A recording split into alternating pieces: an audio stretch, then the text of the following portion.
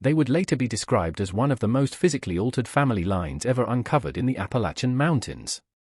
A lineage shaped not by sudden catastrophe, but by repetition, by blood folding back on itself again and again. The mutations that emerged shocked physicians, unsettled neighbors, and forced uncomfortable questions about isolation, inheritance, and neglect. Far from highways and town squares, deep in the mist-drenched hollows of eastern Kentucky, there existed a valley that time seemed to forget. Here, where fog wrapped the ridgelines like a permanent shroud and strangers were met with instinctive caution, lived a family whose story remained hidden for more than a century. It would not come to light until 1976. The Caldwells had occupied this same narrow valley since before the Civil War. Their cabins, weather-darkened, sagging with age, were scattered along a thin creek that threaded between steep, enclosing hills. The land itself discouraged visitors. The isolation was not accidental. Over time, it became a way of life. And eventually, it became something far more dangerous. This separation from the outside world was not merely physical. It hardened into a social boundary, then a genetic one. Over generations, that boundary would transform the Caldwell family into one of the most disturbing documented cases of sustained familial intermarriage in American history. It was in October of 1976 that Drive Martin Lell, a traveling physician working with the Appalachian Health Service, first encountered the Caldwells. He had been assigned to conduct rural health evaluations across McDowell County, moving from one forgotten settlement to another. His journals, unearthed decades later, would become the primary record of what he discovered at the end of a winding dirt road few outsiders dared to travel. Local residents spoke of the Caldwells quietly. Always vaguely. They referred to them as mountain folk who kept to themselves. People who didn't come into town. People who looked different. Following hesitant directions and half-spoken warnings, Dr. Lell drove deeper into the hollow until the road narrowed to little more than a scar in the mud. The first thing I observed, he later wrote, was the repetition. Across multiple generations, the same physical irregularities appeared again and again. Faces that seemed slightly misaligned. Limbs that did not match in length. Jaws that jutted or receded unnaturally. But what unsettled the doctor most was not their presence, it was their progression. Each generation appeared more affected than the last. The Caldwell lineage could be traced back to 1843, when brothers Samuel and Jeremiah Caldwell arrived from Virginia with their wives, drawn by cheap land and the promise of distance from a society they distrusted. County records show little about their early years, only that they settled quickly and rarely interacted with surrounding communities. Everything changed after the winter of 1851. That season was brutal. Food was scarce. Illness spread easily. Jeremiah's wife died during childbirth, leaving the family fractured and vulnerable. It was during this period that the Caldwell structure quietly began to turn inward. In 1853, records indicate that Samuel's daughter, Martha Caldwell, married her first cousin, James, Jeremiah's son. At the time, such unions, while discouraged, were not unheard of in isolated rural communities. No one could have predicted what would follow. That marriage did not remain an exception. It became the template. Over the following decades, the family withdrew further into their valley. Contact with outsiders dwindled. Marriage partners were increasingly drawn from within their own bloodline. With each generation, the genetic pool narrowed. By the time Dr. Lell reconstructed the family tree, he realized something unsettling. By the fourth generation, relationships between spouses were no longer merely close. They were deeply entangled. Isolation and social rejection had sealed the Caldwells into a closed genetic system. The most severely affected family members lived furthest up the hollow, in a cabin nearly swallowed by trees. That was where Dr. Lell met Elijah Caldwell.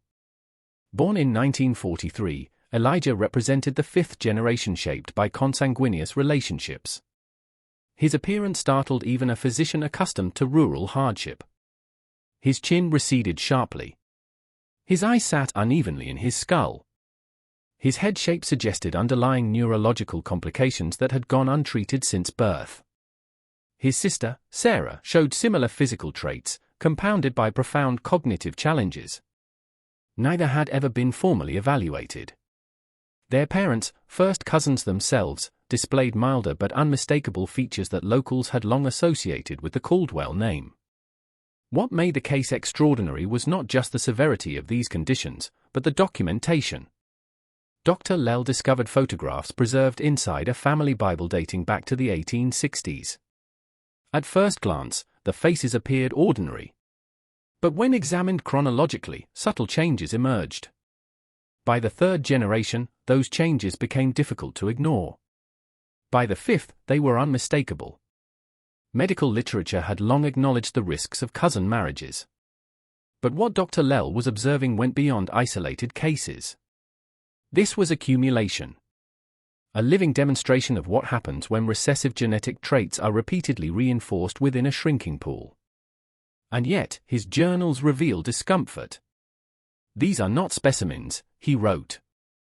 "They are people born into circumstances they did not choose." Despite their hardships, the Caldwells had adapted.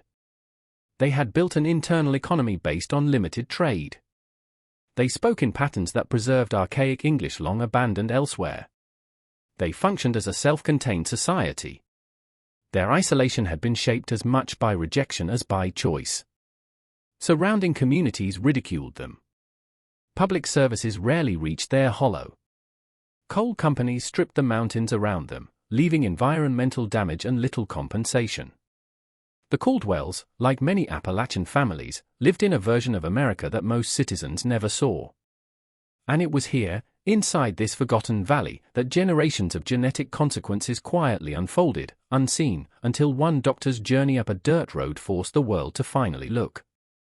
As Dr. Lell pieced together the Caldwell family history using county ledgers, church registries, and aging land deeds, a troubling pattern became impossible to ignore.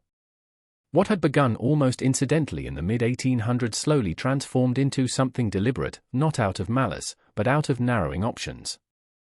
After the first recorded cousin marriage in 1853, the family retreated further into their hollow. Neighbors whispered. Children stared. The Caldwells learned, generation by generation, that remaining unseen was safer than being known. Local historian Margaret Dunham, interviewed in 1982, identified the 1880s as the moment when that withdrawal hardened into permanence. Industrialization was creeping into Appalachia. Rail lines expanded. Towns grew louder, faster, and more judgmental. The Caldwells rejected these changes outright, viewing them as corrupting forces rather than opportunities. Their resistance coincided with an uncomfortable truth: their physical differences were becoming harder to conceal. By the third generation, distinctive features were noticeable enough that Caldwell children who briefly attended the local schoolhouse became targets of relentless mockery. School records from 1895 mention repeated incidents involving the last Caldwell students. Within a year, they stopped attending altogether. Education ended. Opportunity vanished with it. Without schooling, without regular interaction with outsiders, and without access to broader social circles, the family's pool of potential partners collapsed inward. Marriage outside the bloodline became less a taboo than an impossibility.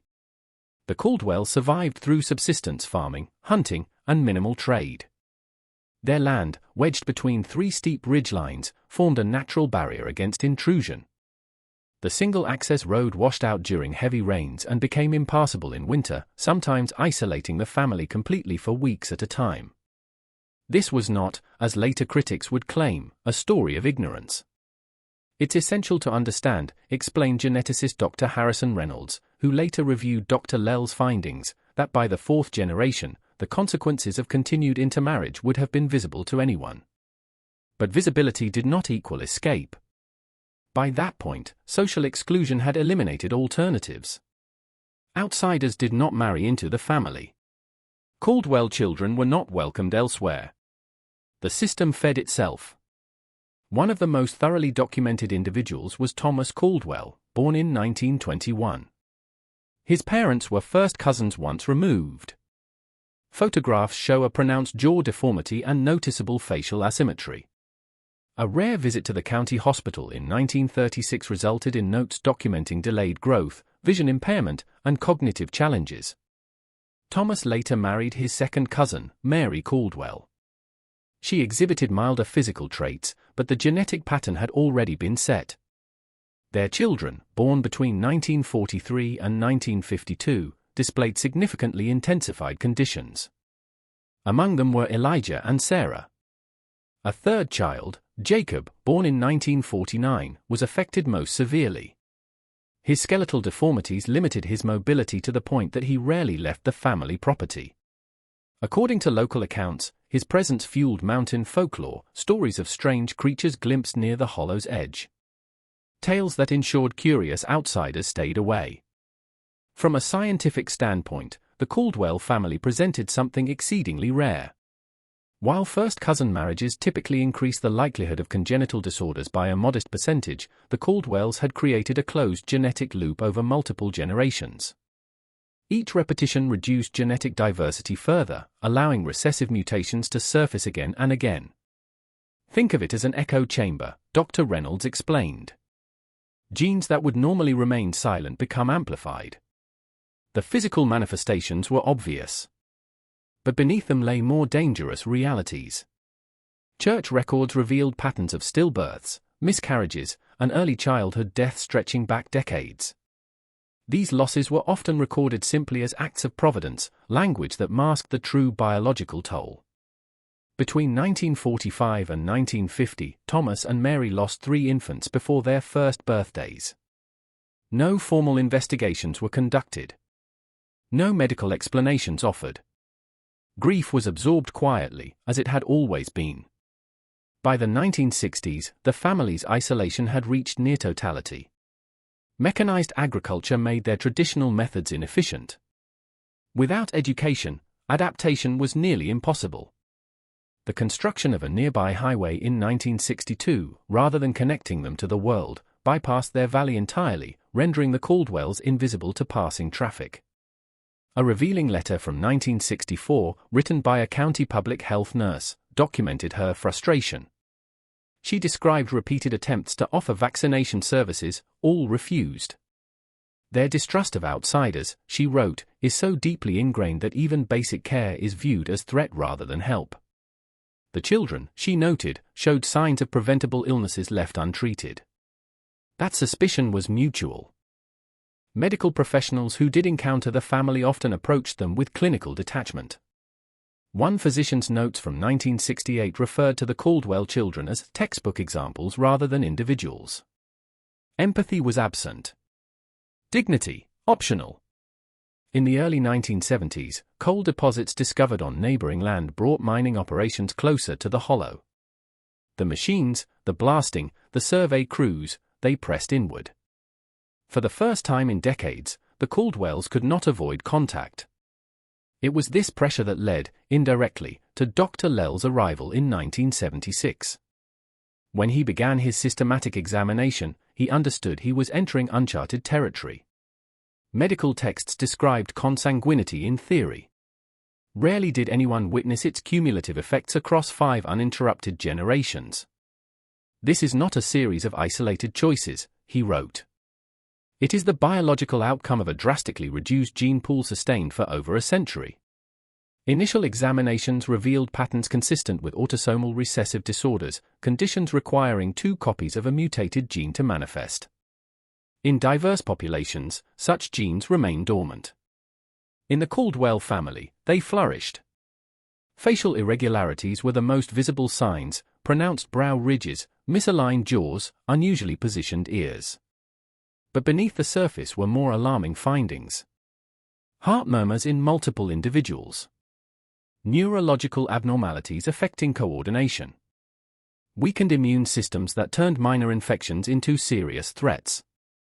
Dr. Reynolds later noted how precisely these traits followed Mendelian inheritance patterns.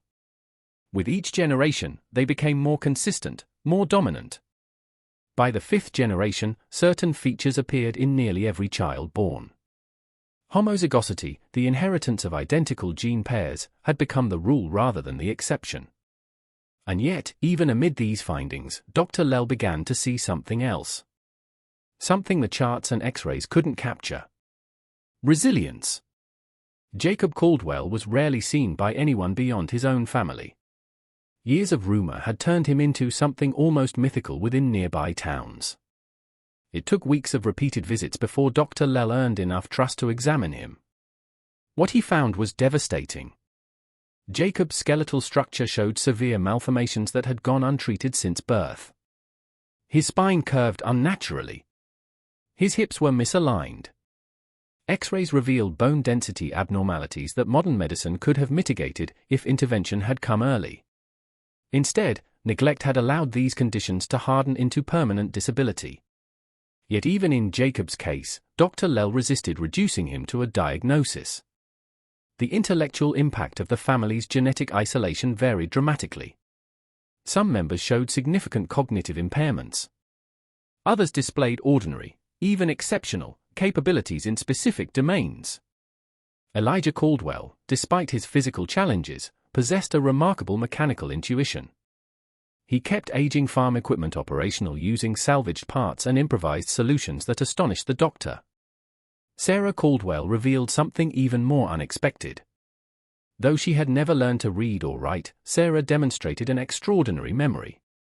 She could recite family lineages, recall detailed weather patterns from decades past, and identify plants by touch alone. Her knowledge of local remedies and seasonal cycles rivaled that of trained naturalists. This variability complicated simplistic assumptions about inbreeding and intelligence. Genetics did not dictate destiny as neatly as critics claimed. Environment, adaptation, and individual capacity intertwined in ways that defied reduction. We must resist the urge to see these individuals through a single lens, Dr. Lell wrote. Their challenges coexist with remarkable adaptation strategies. As trust grew, his role shifted. He was no longer merely observing. He was listening. The Caldwells possessed an extensive understanding of their environment. They tracked subtle changes in soil moisture. They anticipated storms days before forecasts. Their oral traditions preserved ecological knowledge that modern science had only recently begun to value. This knowledge had survived precisely because of their isolation. At this point in his journals, Dr. Lell paused his clinical narrative to ask a broader question, one that extended beyond the hollow and into the living rooms of those who would later hear this story. How do isolated communities innovate? How do they adapt when survival demands creativity and self-reliance? The Caldwell study took a decisive turn in early 1977, when family members voluntarily agreed to provide blood samples. Analyzed using the most advanced techniques available at the time, these samples revealed distinctive genetic markers that would later contribute to the study of genetic drift in small populations. Dr. Harriet Chun joined the research team in 1978, bringing expertise in comparative population genetics. Her analysis placed the Caldwell family in a global context, alongside other documented cases of consanguinity. What set the Caldwells apart, she noted, was continuity. Most isolated families eventually merged with surrounding populations. Their genetic patterns diluted. The Caldwells did not.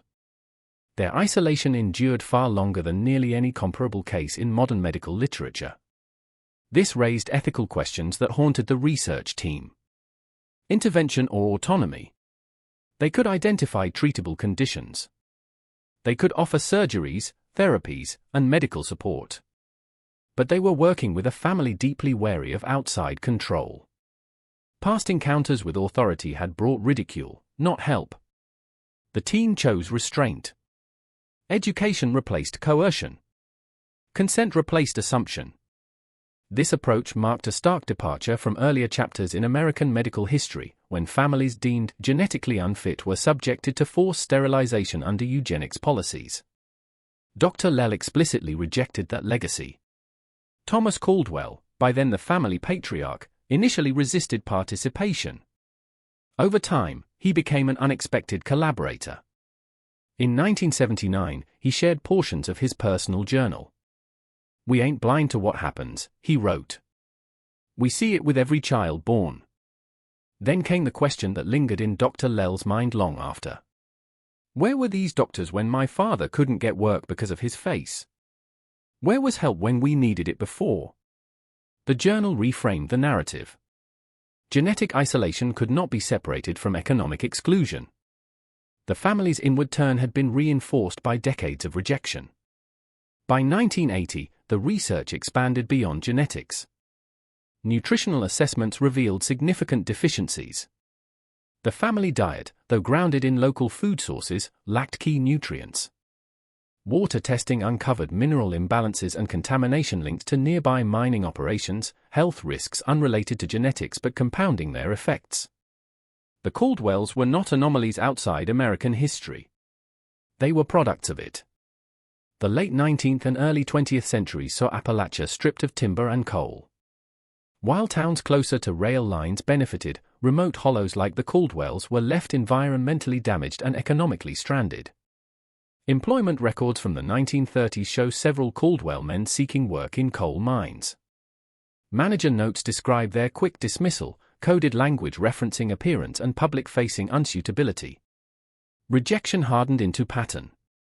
Appalachian historian Dr. Eleanor Pritchard described this cycle succinctly: physical difference justified exclusion, exclusion reinforced isolation, isolation deepened dependence on the family itself. While the rest of America mobilized during World War II, the Caldwells remained untouched. No military records list family members. Their physical conditions and remote location kept them invisible. Post-war prosperity bypassed them as well. A regional hospital opened in 1948. Rural electrification followed. Public education expanded. Each initiative stopped short of the hollow. Geography and distrust worked together. Sociologist Dr. Rebecca Harmon later noted, their genetic isolation is only half the story. Their exclusion from social systems completed the trap. One of the few consistent links to the outside world came through itinerant preachers. Church journals from 1925 to 1962 describe visits filled with compassion and unease. The children worsen with each generation, wrote Reverend Thaddeus Armstrong in 1947. I have suggested opening themselves to new families, but old wounds run deep. Religion offered solace, but also explanation. Several journal entries reveal Thomas Caldwell's belief that their suffering was divinely ordained rather than biologically driven. Government interaction followed a similar pattern. Tax records show the family paid faithfully through small timber sales and handcrafted goods. County service logs, however, reveal almost no return in assistance. During the 1960s war on poverty, the family was missed entirely. A 1966 survey failed to document their existence. They were, quite literally, uncounted.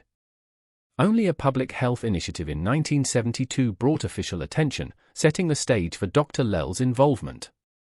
The Caldwell family was not unique. Similar pockets of isolation dotted Appalachia.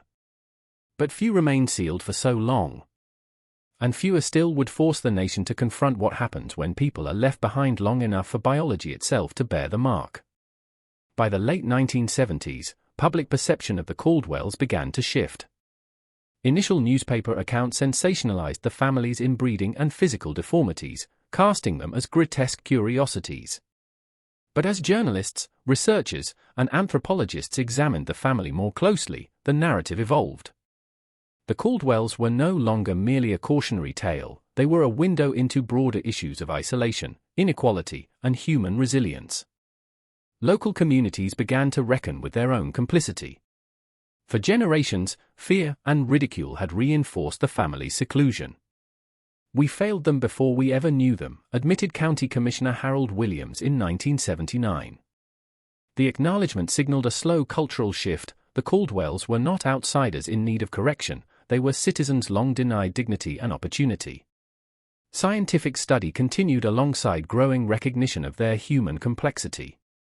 Researchers documented how isolation had preserved certain archaic English linguistic patterns, pre-industrial crafts, and traditional ecological knowledge. These cultural elements, once dismissed as backwardness, now held value as living records of Appalachian history. Their survival demonstrated adaptation, intelligence, and creativity in the face of extraordinary challenges. By the early 1980s, younger Caldwells began cautiously engaging with the outside world. Some sought education, others pursued limited social contact, yet all remained deeply rooted in the family hollow. This measured integration coincided with regional Appalachian movement celebrating cultural distinctiveness rather than stigmatizing it. The family's profound connection to place became a source of respect, even as their genetic challenges persisted. Medical outcomes varied. Jacob Caldwell, after receiving corrective surgeries in 1978, regained some mobility. He devoted his later years to woodworking, producing intricate carvings that became celebrated for both artistry and historical significance. Sarah Caldwell worked with linguists to document regional dialects, plant knowledge, and weather prediction techniques, transforming from research subject to active contributor. Elijah's mechanical aptitude enabled him to collaborate on innovations for small-scale farming equipment adapted to mountainous terrain, improving practical life for local residents. The family's younger generation further demonstrated the resilience of human genetics. Several cousins married partners from neighboring communities in the late 1970s and early 1980s. Their children exhibited dramatically fewer physical anomalies, illustrating how quickly genetic diversity could reverse the effects of long-term isolation. Dr. Chun, who followed these developments into the mid-1980s, emphasized the speed of this normalization. One generation of outmarriage could begin to undo centuries of genetic restriction. By the mid-1980s, infrastructure improvements, roads, telephones, regular medical access, connected Caldwell Hollow to the wider region. Yet the family preserved its identity, maintaining a profound attachment to ancestral land.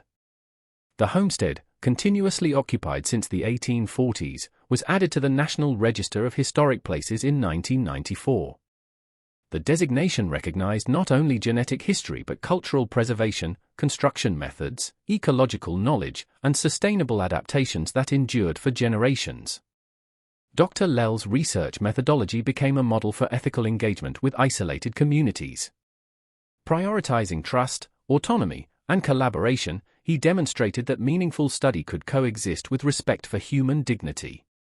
Training programs for rural healthcare providers now reference the Caldwell case, emphasizing that health outcomes cannot be separated from social, economic, or historical context. The legal and ethical dimensions of the study were equally instructive. Unlike earlier American cases, where eugenics policies sometimes dictated forced sterilization, the Caldwell study prioritized consent. Their experiences illustrated that marginalized populations could be approached as partners, not subjects, and that autonomy must remain central to any intervention. Thomas Caldwell, who had resisted outside contact for decades, reflected on his family's journey shortly before his death in 1988. "We were always more than our troubles," he wrote. "We kept this land when others left. We remembered the old ways when others forgot. Maybe our story helps others see that staying put has both its costs and its wisdom." His words underscored the duality of the Caldwell narrative. On one hand, biological isolation produced measurable consequences. On the other, cultural resilience enabled the family to survive, adapt, and eventually contribute to knowledge that extended far beyond the hollow. The Caldwell story also intersects with broader patterns in American history. Industrialization reshaped rural Appalachia, modernization brought exclusion alongside opportunity, and distinct knowledge systems persisted despite societal pressure to homogenize. Their experience illuminates the complex interplay between biology, culture, and environment. Descendants of the family now serve as educators and cultural stewards, transforming a legacy of isolation into a resource for regional revitalization. Through collaboration, the knowledge preserved over generations informs sustainable mountain agriculture, ecological awareness, and the study of small population genetics. What once drew attention for its abnormality now provides profound insight into human adaptation. The Caldwells' journey, from near-total isolation to engaged participants in scientific and cultural preservation, demonstrates the resilience of both biology and community. Their story is not simply a footnote in genetic research or Appalachian history. It is a testament to human ingenuity, survival, and dignity. It challenges simplified narratives about isolation, progress, and normalcy. It reminds us that even the most marginalized lives can reveal enduring truths about humanity. If you have followed this story to the end, you have witnessed more than history. You have seen the intersection of genetics, environment, and culture, and the ways resilience can flourish even under extraordinary constraints. The Caldwells legacy teaches that survival is not merely a matter of biology but of knowledge, creativity, and the stubborn will to endure. From the hollow of eastern Kentucky, their voice now reaches beyond the mountains. Their survival, adaptation, and eventual engagement with the wider world remain a profound lesson. The consequences of isolation are measurable, but so too are the capacities for human ingenuity, collaboration, and cultural preservation. In the end, the Caldwell family is both a scientific case study and a deeply human story. One that challenges assumptions, honors resilience, and transforms what once was hidden into a source of enduring insight. Their history reminds us, even the most secluded lives can illuminate universal truths about adaptation, dignity, and the power of community facing extraordinary odds.